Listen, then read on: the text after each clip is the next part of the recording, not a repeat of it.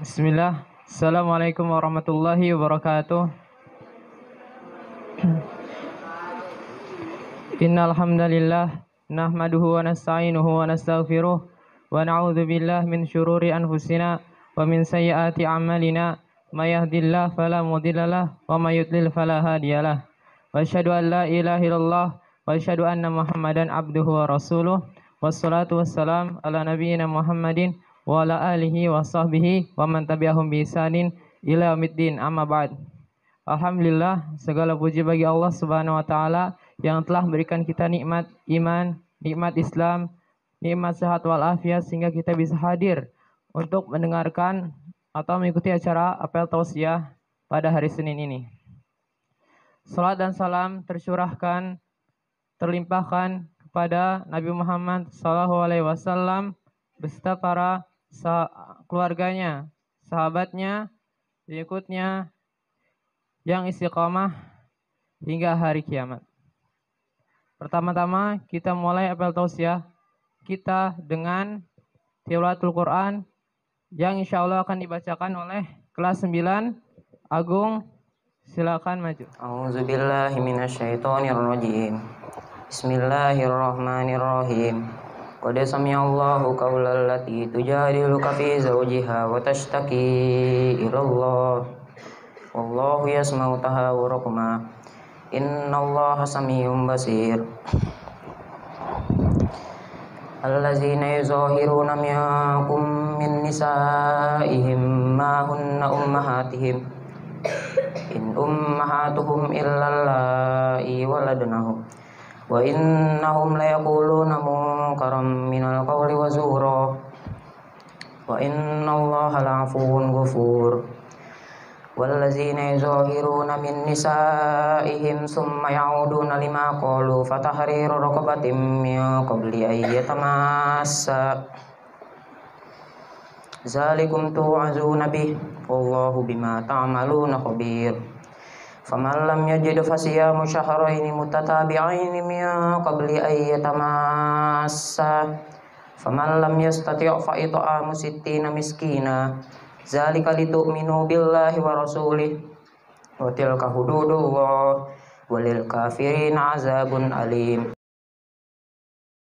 Innal ladzina yuhadduna Allaha wa rasulahu kubitu kama kubital ladzina min qablihim wa qad anzalna ayatin bayyinat. Innal ladzina yuhadduna Allaha wa rasulahu kubitu kama kubital ladzina min qablihim wa qad anzalna ayatin bayyinat. Walil kafirina azabun muhin. Yauma yab'atsuhumullahu jami'an fayunabbi'uhum bima 'amilu ahsahullahu wa nasuh wallahu 'ala kulli syai'in syahid. Alam tara annallaha ya'lamu ma fis samawati wa ma fil ard ma yakunu min najwa salasatin illa huwa rabi'uhum wala khamsatin illa huwa sadisuhum wala adna min zalika wala aksaru illa huwa ma'ahum aina ma kanu summa yunabbi'uhum bima 'amilu yawmal qiyamah innallaha bikulli syai'in 'alim. Alam tara ilal ladzina nuhu 'anin najwa summa ya'uduna lima nuhu 'anhu yatanajawna bil ismi wal udwani wa ma'siyatir rasul wa iza ja'uka hayyuka bima lam yuhayyika bihillah wa yaquluna fi anfusihim laula yu'adzibuna Allahu bima naqul hasbuhum jahannamu yaslaunaha fabi'sal masir. Ya ayyuhallazina amanu iza tanajaitum fala tatanajaw bil ismi wal udwani wa ma'siyatir rasul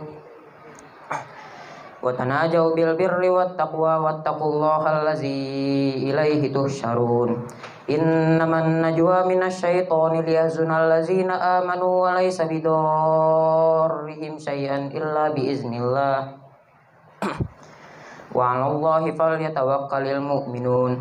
Ya ayyuhallazina amanu iza qila lakum tafassahu fil majalisi fafsahu yafsahillahu lakum wa iza qila syuju fanshuju yarfa'illahu allazina amanu minkum wallazina utul ilma darajat. Allahu bima ta'maluna khabir. Jazakallah khairan untuk Agung. Alhamdulillah bacanya lumayan bagus. Dan ini dadakan ya, alhamdulillah tanpa persiapan Agung bisa maju dan melafazkan ayat Al-Quran dengan baik dan benar. Cuman mungkin agak sedikit grogi tadi, harus dibiasakan. Semoga kita semua mendapatkan pahala apa yang telah dibacakan. Tapi untuk acara selanjutnya yaitu apel tausiah yang insya Allah akan dibawakan oleh Ustaz Sardinal Abu Syamil Hafizahullah Ta'ala. Waktu dan tempat bersilakan. Bismillahirrahmanirrahim. Assalamualaikum warahmatullahi wabarakatuh. Alhamdulillahirabbil alamin.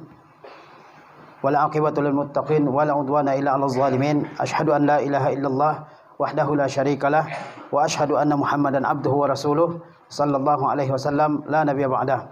Ya ayyuhalladzina amanu taqullaha haqqa tuqatih wa la tamutunna illa wa antum muslimun. Para santri dan santriwati rahimakumullah, pada pagi yang cerah ini kita kembali berkumpul di madrasah yang kita cintai untuk melanjutkan kembali perjuangan kita semua dalam menuntut ilmu. Menuntut ilmu yang merupakan kewajiban atas setiap muslim, baik laki-laki maupun perempuan.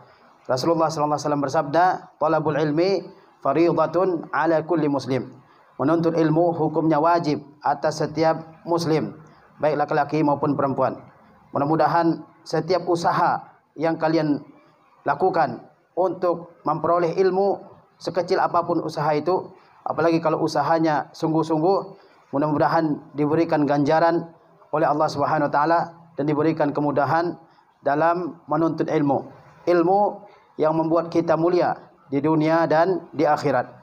Allah Subhanahu wa taala berfirman, "Yarfa'illahu alladzina amanu minkum walladzina utul ilma darajat." Allah Subhanahu wa taala akan mengangkat derajat kedudukan orang-orang yang beriman di antara kalian dan juga orang-orang yang diberikan ilmu. Derajat, ya, derajat-derajat yang lebih tinggi daripada mukmin yang kurang ilmunya. Sesungguhnya menuntut ilmu itu adalah syarafun lil mukmin, kemuliaan bagi seorang mukmin. Oleh sebab itu Allah Subhanahu wa taala tidak memerintahkan nabinya untuk memohon tambahan kecuali tambahan ilmu. Allah Subhanahu wa taala perintahkan nabinya untuk memohon tambahan ilmu. Kata Allah Subhanahu wa taala, "Wa qur rabbi zidni ilma." Dan katakanlah wahai Muhammad sallallahu alaihi wasallam, "Rabbi, wahai Rabbku, zidni ilma, tambahkanlah ilmuku." Allah Subhanahu wa taala tidak memerintahkan nabinya untuk memohon tambahan harta, tambahan kemuliaan, tambahan kedudukan, tambahan sebutan yang baik. Yang Allah perintahkan kepada nabinya hanya satu, yaitu agar ya Allah tambahkan ilmu kepadanya. Kemudian salawat serta salam senantiasa kita kirimkan buat Nabi kita Muhammad sallallahu alaihi wasallam dengan mengucapkan Allahumma salli ala Muhammad wa ala ali Muhammad kama sallaita ala Ibrahim wa ala ali Ibrahim. Sesungguhnya setiap orang yang mengucapkan satu kali salawat, maka Allah Subhanahu wa taala akan membalasnya dengan 10 salawat. Karena Allah Maha Kaya, Allah Maha memiliki satu kebaikan dilipat gandakan 10. Bahkan sampai 70, bahkan sampai 700 kebaikan. Oleh sebab itu, kita senantiasa memperbanyak salawat, al-iksar minas salawat, yang memperbanyak salawat kepada Nabi kita yang mulia Muhammad sallallahu alaihi wasallam. Para santri dan santriwati rahimakumullah, dalam sebuah hadis Rasulullah sallallahu alaihi wasallam bertanya kepada para sahabat. Kata Rasulullah sallallahu alaihi wasallam, "Atadruna manil muflis?" Tahukah kalian siapakah orang yang bangkrut itu? Al-muflis artinya orang yang bangkrut. Jadi Rasulullah sallallahu alaihi wasallam bertanya kepada para sahabat yang saat itu ada di hadapan beliau. Kata Rasulullah sallallahu alaihi wasallam, "Atadruna manil muflis?" Tahukah kalian siapakah orang yang bangkrut itu? Maka para sahabat yang berhadir saat itu menjawab pertanyaan Rasulullah SAW tersebut dengan pengetahuan mereka. Para sahabat mengatakan, "Al-muflisu fina man la dirhamalahu wala mata'." Orang yang bangkrut, al-muflis, orang yang bangkrut di antara kami adalah orang yang tidak punya uang, juga tidak punya barang-barang. Ya, ini yang dijawab oleh para sahabat. Kata Rasulullah SAW, "Kalian tahu siapa yang bangkrut?" Maka para sahabat menjawab, Orang yang bangkrut itu adalah orang yang tidak punya uang, tidak ada dirhamnya, tidak ada dinarnya, tidak ada rupiahnya, wala mata, dan dia juga tidak punya peralatan-peralatan yang dibutuhkan oleh seseorang dalam hidupnya. Dia tidak punya pakaian, dia tidak punya sepatu mungkin, dia tidak punya rumah, dia tidak punya kendaraan dan sebagainya. Itulah al-muflis. Para sahabat menjawab pertanyaan Rasulullah sesuai dengan pengetahuan yang ada pada mereka. Ya. Dan kita pun akan menjawab bahwa kalau ditanyakan siapa yang bangkrut, itu kita akan jawab orang bangkrut itu orang enggak punya apa-apa. Tidak punya uang, tidak punya peralatan dalam kehidupannya. Itu yang bangkrut. Tapi Rasulullah SAW memberikan makna yang lebih dalam daripada itu. Kata Rasulullah SAW, al-muflisu min ummati, sesungguhnya orang yang bangkrut dari umatku, kata Rasulullah SAW, man ya'ti yaumal qiyamah, yaitu orang yang akan datang ke hadapan Allah Subhanahu wa taala pada hari kiamat. Bi salatin, dengan pahala mengerjakan salat. Wa siyamin, dengan pahala mengerjakan puasa. Wa zakatin, dan pahala mengerjakan zakat. Wa ya'ti qad syatama haza, dia datang ke hadapan Allah Subhanahu wa taala dan sesungguhnya dia telah mencaci maki seseorang. Wa qazafa haza, dan telah menuduh seseorang melakukan perbuatan zina. Wa akala mala haza, dia datang ke hadapan Allah sedangkan dulu waktu di dunia dia memakan harta seseorang. Wa safaka dama haza, dia datang ke hadapan Allah sedangkan dulu dia melakukan kejahatan yaitu menumpahkan darah seseorang. Wa daraba haza, dia juga dulu pernah memukul seseorang. Fa yu'ta haza min hasanatihi, lalu yang ini diberikan kebaikan-kebaikannya kepada orang tersebut. Fa yu'ta haza min hasanatihi, orang yang korbannya yang lain juga diberikan kebaikan-kebaikannya. Fa in faniyat hasanatuhu, jika kebaikan-kebaikan orang itu habis, kemudian qabla an yuqdama alaihi, sebelum selesai dosa yang harus ditanggungnya, ukhiza min khatayahum, maka dosa-dosa mereka yang dulu jadi korbannya, maka dosa-dosa mereka diambil, faturihat alaihi, lalu dilemparkan ke orang yang melakukan dosa tersebut, summa turiha finnar, kemudian dia dilemparkan ke dalam api neraka. Ini makna muflis yang lebih dalam yang dijelaskan oleh Rasulullah SAW. Yaitu apa? Orang yang bangkrut, kata Rasulullah SAW, adalah orang yang datang ke hadapan Allah Subhanahu wa taala pada hari kiamat. Ya, semua akan datang kepada Allah Subhanahu wa taala pada hari kiamat. Ya. Dan dia datang dengan penuh keyakinan akan amal-amalnya. Dia melakukan amal-amal yang besar. Apa amal-amal yang dulu dilakukan di dunia? Di antaranya adalah apa? Salat, puasa dan zakat. Amal-amal yang agung. Amal-amal yang besar pahalanya, besar ganjarannya, besar kedudukannya dalam agama kita, bahkan termasuk rukun-rukun Islam. Ada orang yang datang ke hadapan Allah SWT pada hari kiamat membawa amal-amal yang besar. Dia membawa ibadah solat, ya, membawa ibadah puasa, membawa ibadah zakat, mungkin membawa ibadah haji, membawa ibadah tilawatul Quran, membawa ibadah infak fisabilillah, membawa ibadah talabul ilmi dan sebagainya dari berbagai macam ibadah yang dulu dia lakukan selama di dunia. Tetapi orang ini dia datang ke hadapan Allah Subhanahu wa taala, dia juga membawa dosa-dosa. Dia membawa kebaikan-kebaikan, pahala-pahala yang banyak, pahala-pahala amal saleh yang banyak, tapi dia juga membawa apa? Dosa-dosa. Apa bentuk dosa-dosa yang dibawanya? Di antaranya disebutkan oleh Rasulullah dalam hadis ini. Wa ya'ti qad syatama hadza. Dia datang ke hadapan Allah Subhanahu wa taala membawa pahala yang begitu banyak dari amal saleh, tapi dia datang mencela seseorang. Kebiasaannya dulu selama dunia apa? Dia suka mencela seseorang, ya. Suka mencela seseorang. Kemudian apa lagi? Wa qazafa hadza. Dia dulu waktu di dunia menuduh seorang muslim melakukan perbuatan yang merupakan dosa besar. Menuduh seorang muslim melakukan perzinahan. Wa akala mala haza. Dia datang dan dulu dia pernah memakan harta orang lain, ya, tanpa diizinkan. Dia makan harta orang lain dengan cara yang batil, ya.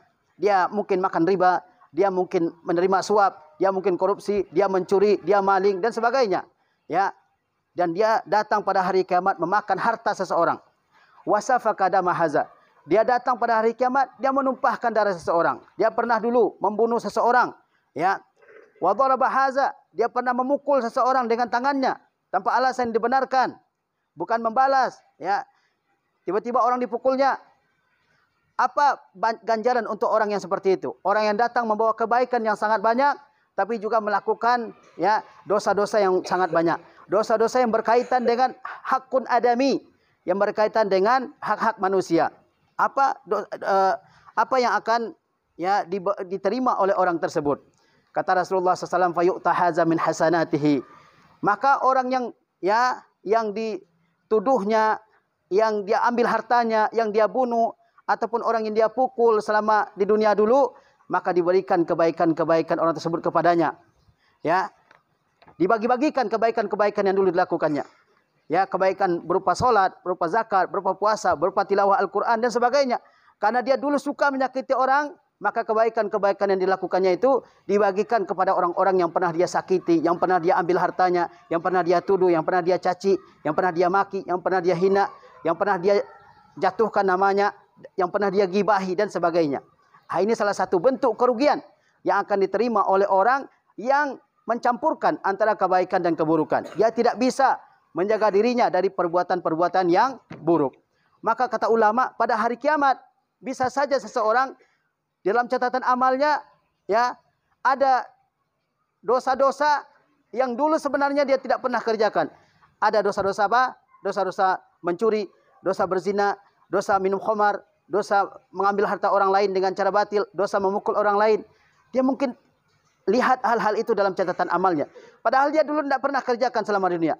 Kenapa ada? Karena kebaikan-kebaikannya telah dibagikan kepada orang-orang yang jadi korban kejahatannya dulu selama di dunia. Dan dia habis kebaikannya. Tidak ada lagi kebaikannya. Sehingga keburukan-keburukan yang dilakukan oleh korbannya dulu diberikan kepadanya. Inilah kerugiannya. Ya, oleh sebab itu seorang muslim harus berhati-hati. Dia harus menjadi orang yang baik dalam beribadah kepada Allah SWT dengan menunaikan apa yang Allah SWT perintahkan kepadanya. Tetapi dia selain itu juga harus menjaga dirinya. Jangan sampai dia menyakiti hamba Allah mukmin yang lain. Jangan sampai seorang menyakiti hamba Allah yang lain. Ya, apa bentuk menyakiti muslim yang lain itu? Mungkin dengan mencaci dia, memanggil dia dengan panggilan-panggilan yang jelek, ya, dengan nama-nama binatang misalnya, seperti yang kita dengar hari ini di kalangan remaja, di kalangan anak-anak, bahkan di kalangan orang dewasa, memanggil orang lain dengan panggilan-panggilan binatang. Apakah diciptakan oleh Allah dalam bentuk binatang?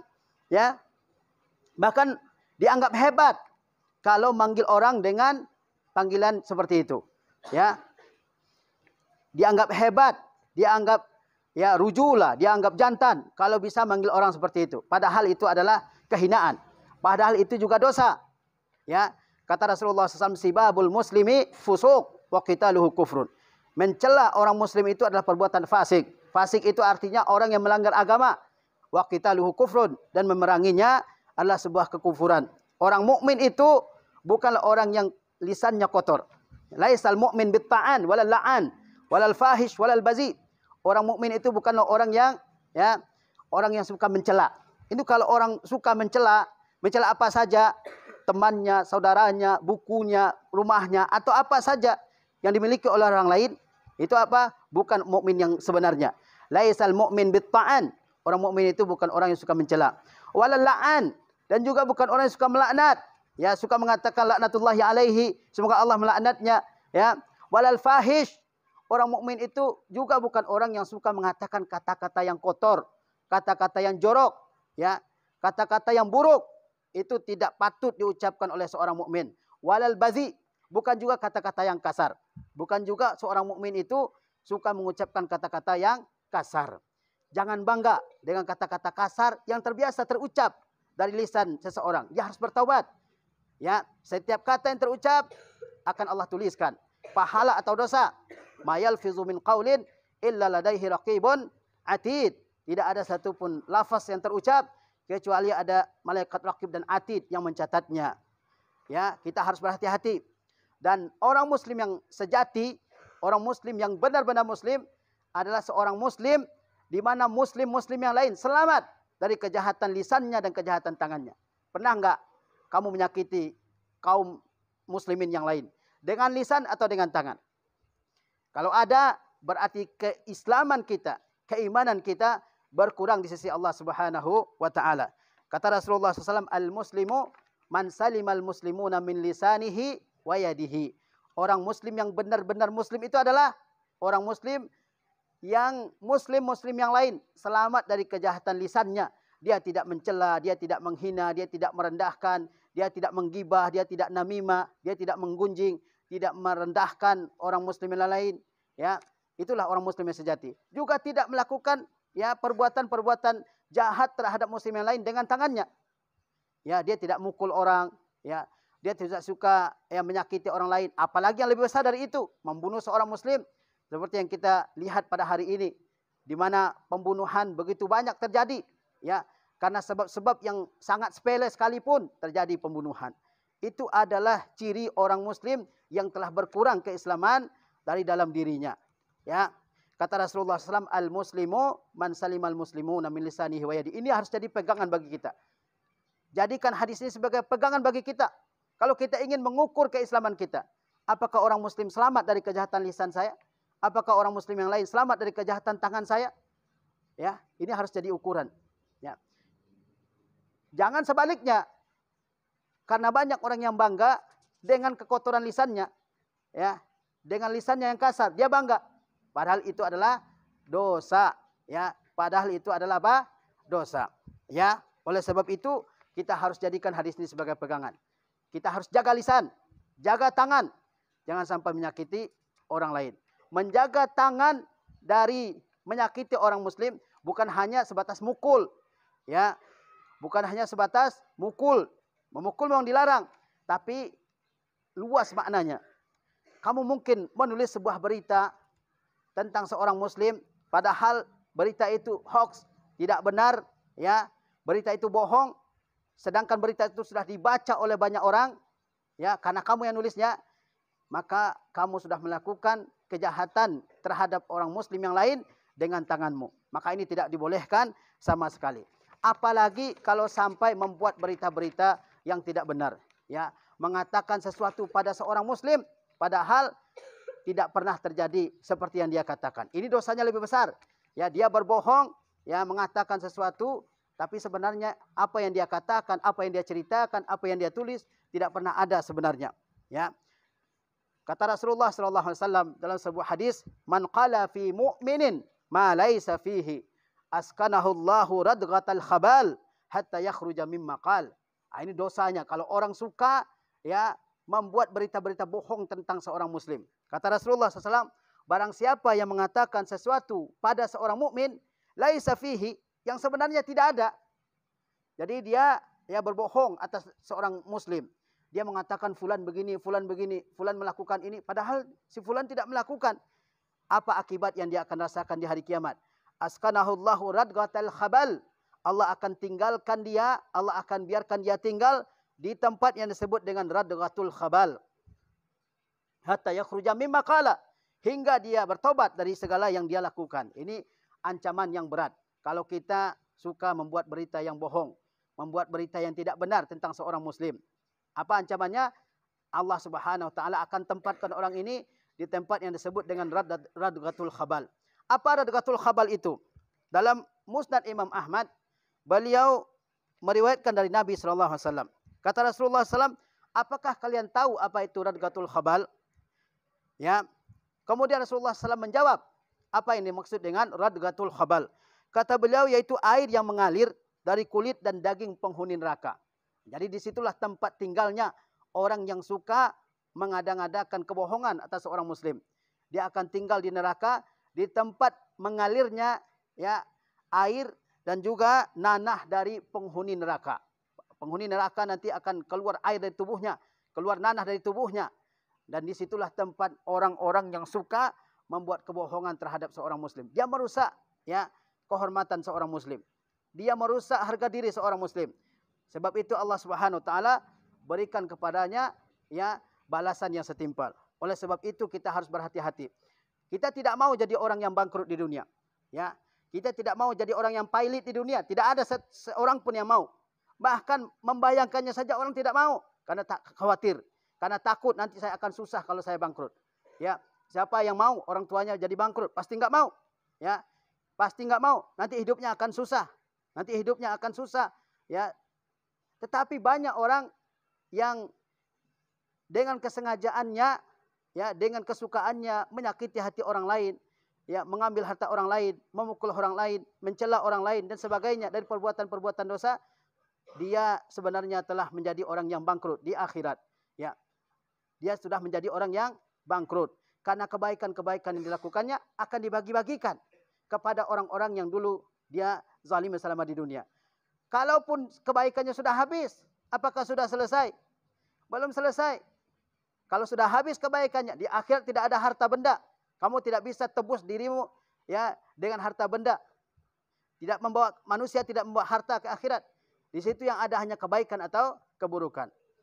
Ya, kalau kita tidak bisa menebus diri kita dengan kebaikan-kebaikan yang kita lakukan dengan membagi-bagikannya ke orang lain, maka keburukan-keburukan orang itulah yang dipikulkan ke pundak kita lalu dilemparkan ke neraka. Ini mengerikan. Kebaikan kita yang capek selama di dunia, kita yang susah payah mengerjakannya bukan setahun 2 tahun, mungkin sepanjang hidup kita. Lalu pada hari kiamat akan dibagi-bagikan ke orang yang kita sakiti, yang kita hina, yang kita rendahkan, yang kita gibahi, yang kita tumpahkan darahnya, yang kita pukul selama di dunia dan sebagainya. Maukah kita seperti itu? Tentu orang yang berakal mengatakan tidak mau. Ya, kalau dia tidak ada kebaikannya, sudah habis kebaikannya, pahalanya sudah habis. Bagaimana caranya? Dosa-dosa yang dilakukan oleh orang-orang yang dizalimnya itu akan diletakkan di punggungnya. Ya, mana tahu kita orang yang kita zalimi itu juga punya dosa yang besar. Ya, lalu diletakkan di punggung kita. Padahal kita dulu ada kebaikannya sudah habis. Ya, untuk orang yang kita zalimi. Lalu dosanya diletakkan di punggung kita, lalu kita dilemparkan ke neraka. Ya, kenapa? Karena tidak bisa, ya, menjaga hak-hak manusia. Tidak bisa, ya, menjaga lisan dan tidak bisa menjaga tangan terhadap hak hamba Allah Subhanahu wa taala.